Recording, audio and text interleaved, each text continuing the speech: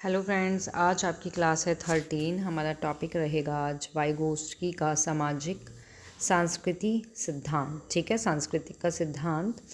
और ये आपका चैप्टर जो है, ये जो आपका टॉपिक है मोस्ट इम्पोर्टेंट है। आपको लगेगा कि मैं हर ही टॉपिक को बोलती हूँ इम्पोर्टेंट है, ये इसीलिए कहा जाता है क्योंकि इसमें से जो क्वेश्चंस हैं आपके आते हैं। इसमें ZPD है जो एक इसके अंदर एक है, इसका कॉन्सेप्ट है, तो वो बहुत ही इम्पोर्टेंट है। तो ये वाली क्लास बिल्कुल भी मिस नहीं करना आप। नाउ स्टार्ट करते हैं। जिसको भी वीडियो पसंद आए वो इसको लाइक शेयर सब्सक्राइब करना ना भूले। ओके, तो हम स्टार्ट करते हैं आज की क्लास। तो हमारी इस क्लास में है लेव वाइगोत्स्की का सामाजिक सांस्कृतिक सिद्धांत। ओके, तो सबसे पहले तो हमें पता होना चाहिए है इसके बारे में, ओके, कि लेव वाइगोत्स्की जो है, इनका जो सामाजिक संस्कृति का सिद्धांत है ये है क्या। तो मानव का संज्ञानात्मक मीन्स कॉग्निटिव डेवलपमेंट सामाजिक अंतःक्रिया और सामाजिक उपकरण के माध्यम से होता है। मीन्स कहने का मतलब यहाँ ये है कि जो मानव का संज्ञानात्मक डेवलपमेंट जो भी हो रहा है, उसका कॉग्निटिव जो भी डेवलपमेंट हो रहा है वो किससे होता है, सामाजिक अंतःक्रिया और सांस्कृतिक उपकरण के माध्यम से होता है। क्लियर। आगे इसमें आता है आपका जिसमें भाषा और ज्ञान का विशेष महत्व है या महत्वपूर्ण भूमिका निभाते हैं। मतलब कि सामाजिक और अंतःक्रिया और सांस्कृतिक उपकरण के माध्यम से जो भी मानव का संज्ञानात्मक कॉग्निटिव जो भी डेवलपमेंट हो रहा है, तो उसमें सबसे ज़्यादा जो महत्वपूर्ण भूमिका निभाता है वो कौन निभाता है, भाषा निभाती है। और जो ज्ञान है वो महत्वपूर्ण भूमिका निभाते हैं। ओके, अब इसमें कुछ नोट करके लिखना, नोट करके लिखोगे आप। जिसमें हमारा फर्स्ट पॉइंट है कि लेव वाइगोत्स्की जो हैं रूसी मनोवैज्ञानिक थे। एक नंबर में क्वेश्चन आ जाता है आपका कि कहाँ के रहने वाले थे या कहाँ के मनोवैज्ञानिक थे, तो ये रूसी मनोवैज्ञानिक थे। ओके, सेकेंड पॉइंट आता है सोशल कल्चर थ्योरी। ठीक है, जिसे ZPD समीपस्थ विकास क्षेत्र कहते हैं। मतलब जो ZPD, ये जो मोस्ट इम्पोर्टेंट है ZPD, ठीक है आपका, जिसको हम बोलते हैं समीपस्थ विकास क्षेत्र कहते हैं हम इसको। ठीक है, social culture theory, social culture theory को ही हम क्या कहते हैं, ZPD कहा जाता है इसको। ओके, अब इसमें कुछ इम्पोर्टेंट बिंदु हैं वाइगोत्स्की के सामाजिक विकास का जो सिद्धांत है इसके। तो आप इसको है ना नोट कर लेना, या फिर मैं जो ओरली बोलूँगी उसको आप नोट करते रहना। ठीक है, तो इसमें हमारा फर्स्ट पॉइंट आता है, फर्स्ट पॉइंट इज़ कि जो वाइगोत्स्की हैं, ठीक है, जो वाइगोत्स्की जो हैं ये कहते हैं कि अगर समाज से अंतःक्रिया हो रही है, ठीक है, समाज से क्या हो रही है, अंतःक्रिया। हमारा क्या है, हमारा समाज है, अगर समाज से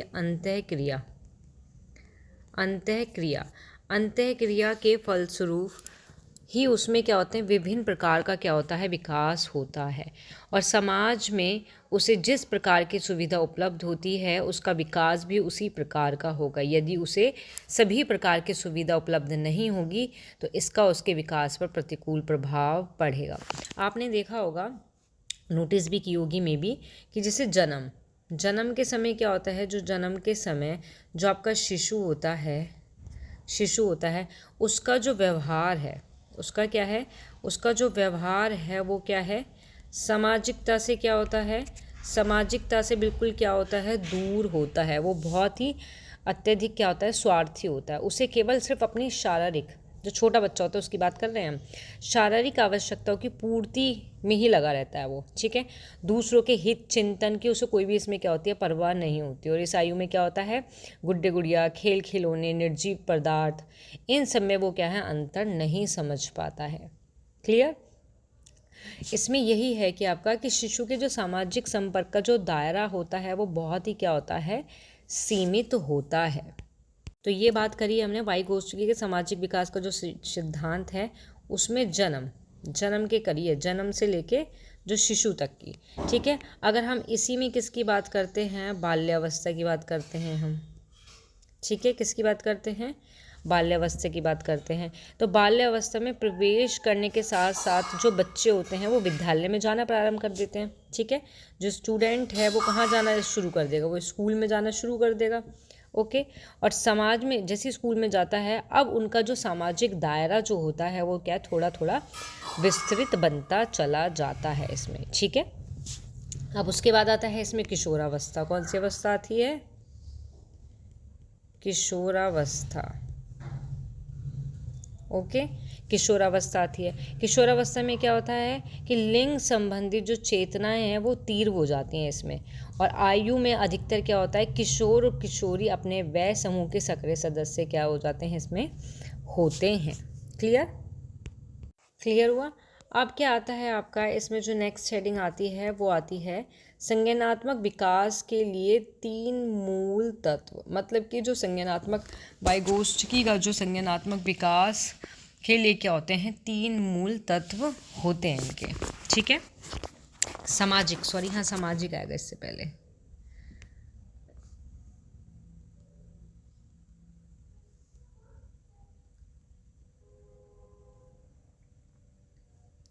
सामाजिक,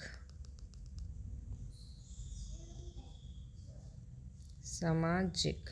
ठीक है, सामाजिक संज्ञानात्मक विकास के लिए इसके कितने होते हैं, 3 तत्व होते हैं, जिसमें फर्स्ट होता है सामाजिक अंत्यक्रिया, जिसको हम सोशल इंटरेक्शन बोलते हैं। सेकंड होता है हमारा भाषा, सेकंड क्या होता है हमारा भाषा, जिसको हम लैंग्वेज बोलते हैं। और थर्ड होता है हमारा संस्कृति, जिसको हम कल्चर कहते हैं। ओके, तो ये हमारे 1 2 3 क्या हैं, हमारे मूल तत्व होते हैं इसके। आगे इसमें आता है आपका, तो जिसमें हमारा फर्स्ट पॉइंट आता है, फर्स्ट को हम क्लियर करते हैं, जो हमने बताया अभी, सामाजिक अंत्यक्रिया का विकास। ठीक है, जिसको हम सोशल इंटरेक्शन बोलते हैं। इसमें क्या होता है, वाइगोत्स्की के अनुसार कि जो वाइगोत्स्की हैं उनके अनुसार क्या है कि बच्चे सामाजिक रूप से बातचीत करते हुए दूसरों से सीखते हैं। सामाजिक अंत्यक्रिया व विकास का मतलब यहाँ यही है कि जो बच्चे होते हैं वो सामाजिक रूप से क्या करते हैं, सामाजिक रूप से बातचीत करते हुए दूसरों से सीखते हैं और अपने ज्ञान और कौशल का विकास करते हैं। तो कहने का मतलब यही है कि जहाँ जो स्टूडेंट होगा, बच्चा होगा, छात्र होगा, वो सामाजिक रूप से क्या है, बातचीत करते हैं। ठीक है, बातचीत करने मीन्स एक बच्चा वो अकेले थोड़ी ना बातें करेगा, दूसरे बंदे से बात करेगा, तो तब दूसरे बंदे से वो बात कर रहा है तो उससे क्या है, सीखता है कुछ ना कुछ, और अपने ज्ञान और कौशल का क्या करता है, विकास करता है। तो ये होता है आपका सामाजिक अंत्यक्रिया और विकास। ठीक है, सेकेंड आता है हमारा भाषा। सेकेंड आता है हमारा भाषा। भाषा में क्या होता है हमारा, वाइगोत्स्की भाषा सोचने और सीखने का एक महत्वपूर्ण उपकरण मानते हैं। वाइगोत्स्की ने कहा है कि जो भाषा होती है वो क्या होती है, वो सोचने और सीखने का क्या है, एक महत्वपूर्ण उपकरण है। ठीक है, कि भाषा क्या है, भाषा के ज़रिए ही हम सीख सकते हैं। तो कह सकते हैं कि सोचने और सीखने का क्या है, एक महत्वपूर्ण उपकरण होती है, या मानते हैं इसको। कौन? वाइगोत्स्की। नेक्स्ट आता है आपका, थर्ड आता है संस्कृति। तो संस्कृति में मौजूद उपकरण, कि जो भी हमारी संस्कृति होती है उसमें जो भी हमारे मौजूद उपकरण होते हैं, जैसे कि हमारी भाषा, संख्या, कला, बच्चों को सोचने के तरीके सिखाती है। तो जो संस्कृति है ये क्या है, बच्चों को सोचने के तरीके सिखाती है। क्यों? जो उसके अंदर जो उपकरण होते हैं ये बच्चों को सोचने के क्या सिखाते हैं, तरीके सिखाते हैं। ठीक है, अब उसके बाद नेक्स्ट हेडिंग आती है जो आपका इम्पोर्टेंट है मोस्ट इसके अंदर, वो आती है ZPD आती है आपकी, ZPD आती है, जिसको हम बोलते हैं जोन ऑफ प्रॉक्सिमल डेवलपमेंट। ठीक है, जिसको हम बोलते हैं समीपस्थ विकास का क्षेत्र। तो ये ZPD जो जोन ऑफ प्रॉक्सिमल जो डेवलपमेंट है ये होता क्या है एक्चुअली में, तो आपको पता होना चाहिए क्या होता है। ये है आपका, यह एक ऐसी अवधारणा है जो शैक्षिक मनोवैज्ञानिक में वाइगोत्स्की के द्वारा दी गई है। मीन्स जो ये आपका ZPD जो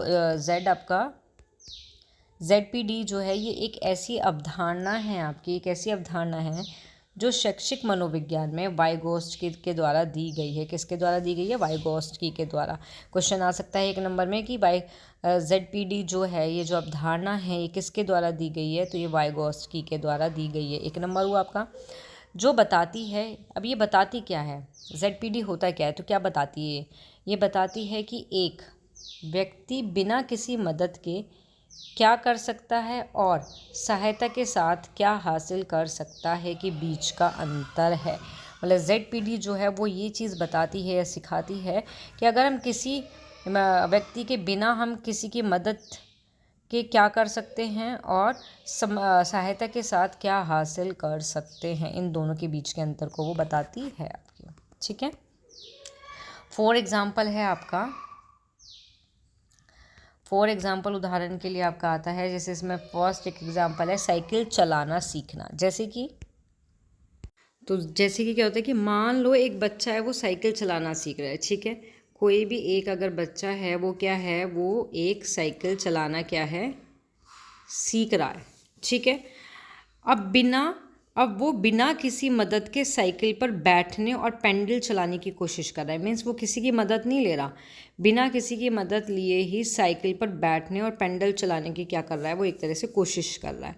लेकिन उसे संतुलन बनाए रखने के लिए या फिर गिरने से बचने के लिए किसी की मदद की आवश्यकता होती है।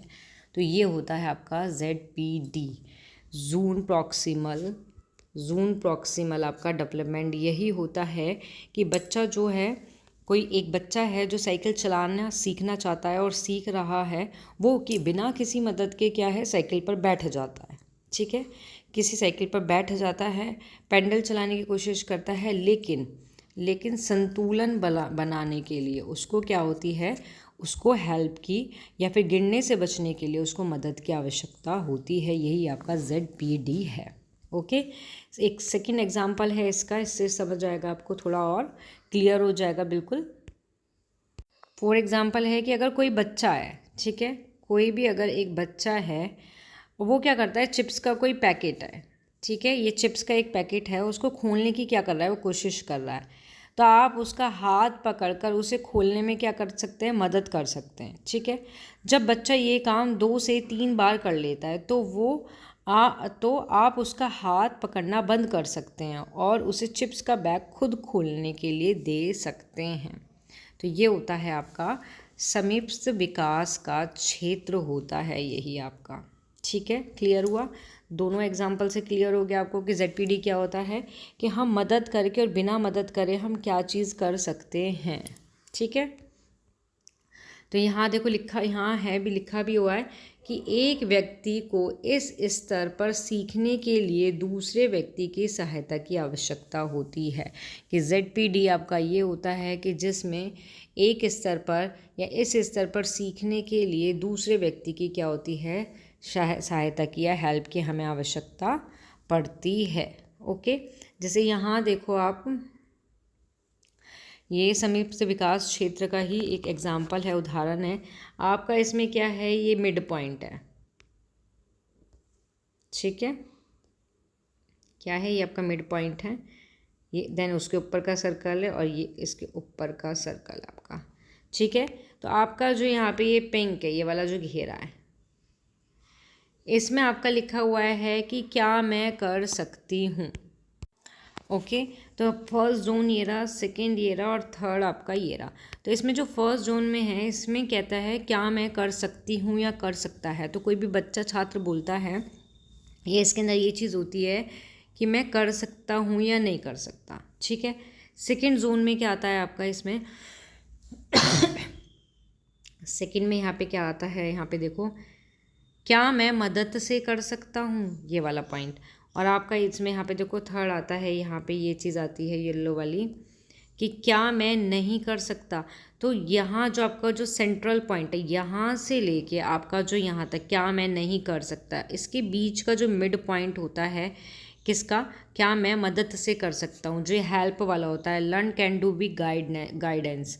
इसमें जो होता है, जो मिड जो पॉइंट होता है, ये होता है आपका ZPD। हमें अपने मैं कोई चीज़ करना चाहता हूँ, वहाँ तक पहुँचने के लिए जो भी हमारा बीच में डिफरेंसेस हैं, मीन्स कहने का मतलब यही है कि अगर एक कोई व्यक्ति है, ये रहा एक व्यक्ति यहाँ पे है, उसको कोई काम करना है, ठीक है, उसको यहाँ पे जाके ये चीज़ अचीव करनी है, हासिल करनी है, तो उसको यहाँ से यहाँ तक पहुँचने के लिए जो बीच में जो ये आपका स्तर होता है, ये होता है आपका ZPD की हेल्प से, की मदद से ही हम क्या कर रहे हैं, उस चीज़ को हम प्राप्त कर रहे हैं। ये जो बीच का जो अंतर होता है, यही अंतर होता है आपका ZPD।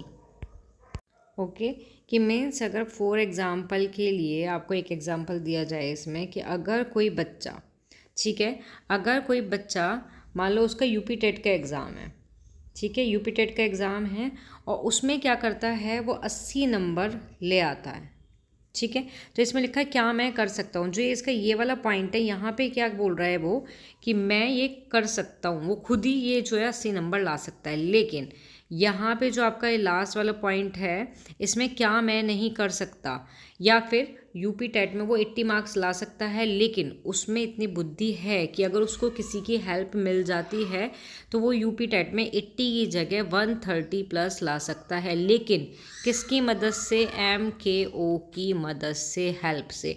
तो इन दोनों के बीच का जो डिफरेंस होता है, ठीक है, जो इन दोनों के बीच का जो डिफरेंस होता है वही क्या कहलाता है आपका, वही होता है आपका ZPD होता है। ओके, जैसे आपका कह सकते हैं, यहाँ पे देखो, यहाँ क्लियर होगा कि वास्तविक जो विकास होता है, देखो वास्तविक जो विकास होता है, ठीक है, और यहाँ हम लिखते हैं संभावित विकास, आपका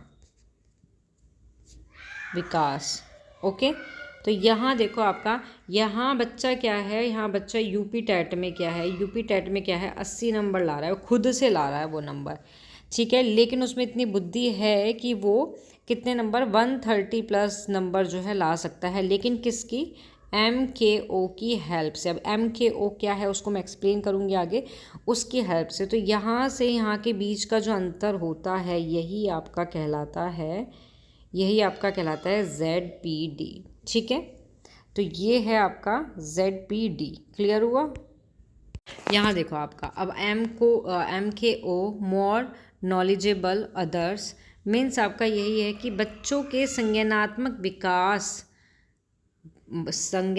विकास के लिए शिक्षक के पास सीखने वाले बालक की तुलना में अधिक ज्ञान होना चाहिए। मीन्स बच्चे के संज्ञानात्मक विकास के लिए, कि अगर बच्चे का संज्ञानात्मक विकास करना है तो शिक्षक के पास क्या होना चाहिए, सीखने वाले बालक की तुलना में, कि जो बच्चा संज्ञानात्मक विकास जिसका करना है, तो जिसको हमें कोई चीज़ सिखानी है, तो उससे ज़्यादा क्या है, हमें ज्ञान होना चाहिए। तो कहने का मतलब ये है कि जो टीचर है, शिक्षक है, उसमें ज़्यादा ज्ञान होना चाहिए बच्चे के अकॉर्डिंग, तभी वो उसका संज्ञानात्मक विकास कर पाएगा या उसको नई नई चीज़ें सिखा पाएगा।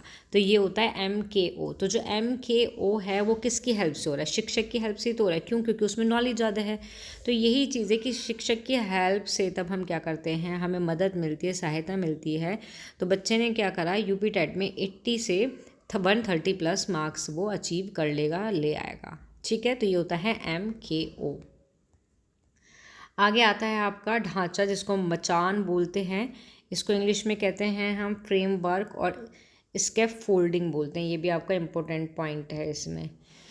तो यहाँ देखो, यहाँ क्या कहता है कि ZPD में जो MKO द्वारा दी जाने वाली सहायता, कि जो ZPD है इसमें MKO के द्वारा दी जाने वाली जो सहायता होती है, उसको ही हम क्या कहते हैं, मचान कहा जाता है उसको। और ये क्या होता है, ये स्थायी समर्थन है। क्या होता है ये, स्थायी, अस्थायी समर्थन होता है, जो शिक्षार्थी को स्वतंत्र रूप से प्रदर्शन करने में सक्षम होने तक प्रदान किया जाता है। ओके, क्या किया जाता है आपका, क्या किया जाता है, कि जो शिक्षार्थी है उसको प्रदर्शन करने से लेकर कहाँ तक, प्रदर्शन करने से लेकर प्रदर्शन करने में सक्षम होने तक क्या किया जाता है, प्रदान किया जाता है। तो मचान हम ये ढांचा, फ्रेमवर्क, इसका स्कोप कौन सा आपका, स्कैप फोल्डिंग हम उसी को कहते हैं कि ZP में MKO द्वारा दी जाने वाली जो सहायता होती है उसी को हम मचान या फिर फ्रेमवर्क स्कैप फोल्डिंग बोलते हैं। ओके, उसके बाद आती है हमारी नेक्स्ट हेडिंग आती है ZPD का शिक्षा में क्या उपयोग होता है। ओके, एक चीज़ नोट करके भी लिखना, एक चीज़ नोट करके लिखना पहले कि जो भाषा का सिद्धांत है, भाषा का जो सिद्धांत है वो सिद्धांत या फिर जनक किसको कहा जाता है? चॉम्स्की को। ठीक है, 1 नंबर में क्वेश्चन आ जाता है आपका। आगे आपका आता है इसमें, अब आपका नेक्स्ट हेडिंग आती है ZPD का शिक्षक में उपयोग क्या है। तो फर्स्ट पॉइंट है इसके बहुत सारे पॉइंट है, सहायक शिक्षण, मंचान, सहकर्मी शिक्षण और व्यक्तिगत शिक्षण। तो जिसमें हमारा फर्स्ट पॉइंट है, फर्स्ट पॉइंट इज, तो इसमें क्या होता है कि जो टीचर होता है, ठीक है, क्या होता है आपका, जो टीचर होते हैं हमारे, टीचर क्या करता है, ZP का जो उपयोग है करके क्या करता है, छात्रों को उनके सीखने के स्तर के अनुसार चुनौती और सहायता प्रदान कर सकते हैं। कि छात्रों को उनके सीखने के स्तर के अनुसार, कि बच्चे का जो छात्र का सीखने का स्तर है उसी के अनुसार उसको चुनौती और सहायता प्रदान, उसको उसकी हेल्प कर सकते हैं इसमें। ठीक है, नेक्स्ट आता है आपका मंचान। इसमें क्या होता है कि जो टीचर होता है, क्या होता है, टीचर जो होता है वो स्टूडेंट को ZPD इसकी मदद करने के लिए मंचान जो होता है स्कैप फोल्डिंग का उपयोग कर सकते हैं। जैसे कि उन्हें सरल कार्य से शुरू करना है, ठीक है, या फिर धीरे धीरे जटिल कार्य की ओर ले जाना है। क्लियर हुआ आपको? नेक्स्ट आता है आपका सहकर्मी शिक्षण। मतलब कि ZP जो होता है हमारा, ZPD होता है, इसके द्वारा क्या होता है कि छात्रों को एक दूसरे से सीखने और सहयोग करने के लिए क्या कर सकते हैं, प्रोत्साहित करता है ये। ओके, नेक्स्ट पॉइंट है आपका व्यक्तिगत शिक्षण। कि जो ZPD है ये शिक्षक को, टीचर को, ऑल स्टूडेंट, जितने भी हमारे स्टूडेंट होते हैं, छात्र होते हैं, उनकी विशिष्ट आवश्यकता और जो भी क्षमता के अनुसार उनको शिक्षण को अनुकूल करने में क्या करता है, मदद करता है, हेल्प करता है। ओके, फॉर एग्जाम्पल के लिए क्या है इसमें, एक इसमें उदाहरण भी है आपका, व्यक्तिगत शिक्षण में कैसे हेल्प करता है। उदाहरण है कि एक बच्चा जो अभी तक अपने जूते बांधना नहीं जानता, लेकिन शिक्षक की मदद से ऐसा कर सकता है। कि कोई भी बच्चा है, उसको अगर अपने शूज़ जो है उसको अपने बांधने नहीं आ रहे हैं, शूज़ अपने बांधने उसको नहीं आ रहे हैं, तो वो उनकी हेल्प से क्या कर सकता है, उसको बांध सकता है। तो ये होता है इसका, ये है उसका उदाहरण। ओके, नेक्स्ट एक और उदाहरण है इसका, एक और एग्जाम्पल आता है इसका, कि एक स्टूडेंट अगर छात्र को कोई भी एक जटिल गणित समस्या को हल करने में सक्षम नहीं होता, मीन्स कोई भी मैथ की कोई भी क्या होती है, उसको कोई भी प्रॉब्लम आती है, उसको वो सॉल्व नहीं कर पाता, लेकिन एक अधिक सक्षम साथी की मदद से या हेल्प से वो क्या करता है, उसको प्रॉब्लम को क्या कर लेता है, सॉल्व कर लेता है। तो ZPD का शिक्षण में उपयोग ये होता है। ठीक है, नाउ नेक्स्ट आता है ZPD के लाभ, जिसमें हमारा फर्स्ट पॉइंट इज कि अधिक प्रभावी शिक्षण। मतलब कि ZPD छात्रों को उनके सीखने के स्तर के अनुसार चुनौती और सहायता प्रदान कर अधिक प्रभावी शिक्षण को सक्षम बनाता है। अधिक प्रभावी शिक्षण को क्या करता है, क्या बनाता है, सक्षम बनाता है। सेकेंड आता है इसमें आत्मविश्वास। कि जब छात्र ZP में सफलता प्राप्त करते हैं, किसमें, ZPD में जब सफलता प्राप्त करता है कोई भी स्टूडेंट, कोई भी छात्र, तो उनका आत्मविश्वास क्या है, उनका जो आत्मविश्वास है वो बढ़ता है उनका। ठीक है, नेक्स्ट पॉइंट आता है इसमें स्वतंत्रता। कि ZPD जो है वो छात्रों को स्वतंत्र रूप से सीखने और समस्या हल करने के लिए क्या करती है, प्रोत्साहित करती है।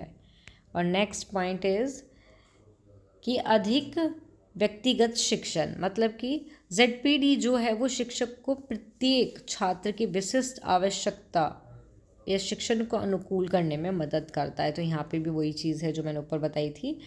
तो इसमें यही है कि क्या करता है, मदद करता है। ओके, तो इस ZP जो है इससे सिर्फ यही कंक्लूज़न निकलता है, यही निष्कर्ष निकलता है कि ये क्या है, एक शक्तिशाली जो है वो अवधारणा है। ठीक है, इसमें क्या होता है, इसमें भाई यही है कि शिक्षक ZP का उपयोग करके छात्रों को उनके स्तर के अनुसार कोई भी सहायता दे सकता है, हेल्प दे सकता है, उनको प्रभावी ढंग से सीख सकते हैं बच्चे जो होते हैं, और वो सफल हो सकते हैं। तो यही है आपका ZPD। तो ZPD आपको कंप्लीट हो गया है। यहाँ पे आपको मैंने यहाँ पे इसका फोल्डिंग को भी क्लियर करा है, यहाँ पे आपको MKO को भी क्लियर किया है मैंने। तो यहाँ यही ZPD क्या होता है, इसका 4 एग्जाम्पल, ये एग्जाम्पल बता दिया है यहाँ पे। इसमें भाषा संस्कृति जो है क्या होती है इसके अंदर, और ये इसके तत्व हैं 3, सामाजिक अंतःक्रिया, भाषा और संस्कृति। तो यहाँ भाषा जो है इसका जनक किसको कहा जाता है, तो वही चॉम्स्की को कहा जाता है। ठीक है, तो यही आपका सिर्फ इसमें जो इम्पोर्टेंट पॉइंट थे वही हमने आपको क्लियर कराए हैं। अब इससे रिलेटेड 1-2 क्वेश्चन आंसर हैं, तो देख लेना वो किस तरीके के क्वेश्चंस जो हैं आपके महत्वपूर्ण प्रश्न आपके एग्ज़ाम में आते हैं। जैसे इसका फर्स्ट क्वेश्चन आता है आपका, फर्स्ट क्वेश्चन इज़ वाइगोत्स्की के सीखने और विकास के सिद्धांत के अनुसार निम्नलिखित में से कौन सा पाठ का उदाहरण आता है। ठीक है, तो इसमें हमारे पॉइंट्स दिए हुए हैं, इसमें हमें दिए हुए हैं। फर्स्ट पॉइंट आता है, एक छात्र को एक कौशल और प्रदर्शन करना, फिर उन्हें अपने दम पर इसमें महारत हासिल करना। सेकंड ऑप्शन आता है, किसी कार्य को छोटे चरणों में तोड़ना और आवश्यकता अनुसार सहायता प्रदान करना। थर्ड ऑप्शन इज़ अभिप्रेरणा के रूप में एक छात्र को उनके काम के लिए एक श्रेणी प्रदान करना। और 4 पॉइंट आता है आपका कि एक छात्र को पढ़ने का कार्य देना और उन्हें स्वतंत्र रूप से सवालों के जवाब देने के लिए कहना। तो पाठ का जो उदाहरण है वहाँ ये कहता है कि इसका जो करेक्ट आंसर होगा वो होगा इसका करेक्ट आंसर कि किसी भी कार्य को छोटे चरण में पहले तोड़ो और आवश्यकता अनुसार सहायता उसको प्रदान करना। ठीक है, सेकंड क्वेश्चन आता है आपका, सेकंड क्वेश्चन आता है इसमें आपका, समीप्त विकास क्षेत्र ZPD की अवधारणा किसके द्वारा दी गई थी। फर्स्ट प्याजे, सेकंड बंडूरा, वाइगोत्स्की या स्किनर। ये मैंने थ्योरी में भी कराया। तो इस तरीके से आपके एग्जाम में क्वेश्चन आते हैं। तो करेक्ट आंसर इसका होगा Vygotsky. Okay, now next question आता है आपका, थर्ड क्वेश्चन इज आपका, वाइगोत्स्की के निर्मिततावादी दृष्टिकोण के अनुसार अधिगम के सहायता के स्तर पर परिवर्तन को सम्मिलित करने की तकनीक कहलाती है। क्या कहलाती है। फर्स्ट विचार प्रक्रिया, विचार प्रतिवर्धन, समीप विकास का क्षेत्र या स्कैफोल्डिंग। तो ये क्या कहलाती है आपकी, स्कैफोल्डिंग कहलाती है। ठीक है, कि अधिगम के लिए जो भी सहायता स्तर में परिवर्तन सम्मिलित करने की जो भी तकनीक होती है। ओके, 4 क्वेश्चन आता है हमारा, 4 क्वेश्चन आता है कि फर्स्ट कथन है हमारा, वाइगोत्स्की के संज्ञानात्मक विकास सामाजिक संपर्क की भूमिका पर जोर देता है। और सेकंड कथन में कहता है कि सीखना तभी है जब शिक्षार्थी स्वतंत्र रूप से नई खोज करता है। तो ध्यान देना कि वाइगोत्स्की का जो संज्ञानात्मक विकास सिद्धांत है, या जो वाइगोत्स्की ने जो सामाजिक संज्ञानात्मक जो विकास का सिद्धांत है, वो किस चीज़ पर जोर देता है या किस चीज़ के लिए वो भूमिका निभाता है। तो इसमें फर्स्ट पॉइंट है, दोनों कथन सत्य हैं। नो, क्योंकि इसमें जो फर्स्ट पॉइंट है सामाजिक संपर्क की भूमिका निभाता है, दिस इज ए करेक्ट। लेकिन नई खोज करता है, ये तो गलत है इसका। तो दोनों कथन झूठे हैं। नो, दोनों कथन झूठे नहीं है, क्योंकि फर्स्ट तो हमारा सही है। तो इसमें आपका आता है ये फर्स्ट कथन सत्य है, सेकंड गलत है। तो इसका करेक्ट आंसर आपका यही होगा। ये ऑप्शन तो पढ़ने की ज़रूरत ही नहीं पड़ेगी हमें। तो कथन 1 या पढ़ लो, फिर भी पढ़ना पड़ता है, सारे चारों पढ़ लो, क्योंकि शायद 4th ऑप्शन में पता नहीं क्या दे दिया हो भाई। तो कथन 1 गलत है, लेकिन कथन 2 सत्य है, रॉन्ग। इसका आंसर होगा ये कि जो फर्स्ट वाला सत्य है लेकिन सेकंड वाला असत्य है। ओके, उसके बाद नेक्स्ट क्वेश्चन आता है आपका, नेक्स्ट क्वेश्चन है, वाइगोत्स्की के अनुसार संज्ञानात्मक विकास निम्न पर निर्भर करता है, मानसिक परिपक्वता पर, शारीरिक परिपक्वता पर, आनुवंशिकता पर या सामाजिक अंतःक्रिया पर। तो किस पर निर्भर करता है? सामाजिक अंतःक्रिया पर। मैंने आपको बताया भी था, इनके जो मूल तत्व बताए थे, जो संज्ञानात्मक विकास के मूल तत्व, जो हमारे वाइगोत्स्की के अनुसार जो हमारे क्या थे, संज्ञानात्मक विकास के जो तत्व थे, उन तत्व में से एक ये भी है आपका, ठीक है। और एक भाषा था और एक क्या था, संस्कृति था आपका। क्लियर? तो ये आपके कोई क्वेश्चन हैं। तो इसी तरीके के क्वेश्चन जो हैं आपके एग्ज़ाम में देखने को आपको मिलेंगे, ठीक है। वो कथन पूछ लेगा आपको, कोई भी चीज़ बात बता दी जाएगी, कथन फर्स्ट में कुछ और, सेकंड में कुछ और, दोनों ही करेक्ट हो सकती है, मे बी दोनों ही गलत हो सकती हैं, एक सही एक गलत भी हो सकती है, उनमें से कोई भी नहीं हो सकता। तो आपको सारे पॉइंट्स ध्यान से पढ़ने होंगे और आप करेक्ट आंसर तभी लगा पाओगे जब आप जो है थ्योरी को अच्छे से पढ़ोगे। ओके, तो यहाँ आपकी क्लास होती है समाप्त। उसके बाद हम नेक्स्ट क्लास में मिलेंगे, एक नए टॉपिक के साथ मिलेंगे। जिसको भी वीडियो पसंद आई हो वो इसको लाइक शेयर सब्सक्राइब करना ना भूलें। Thank you.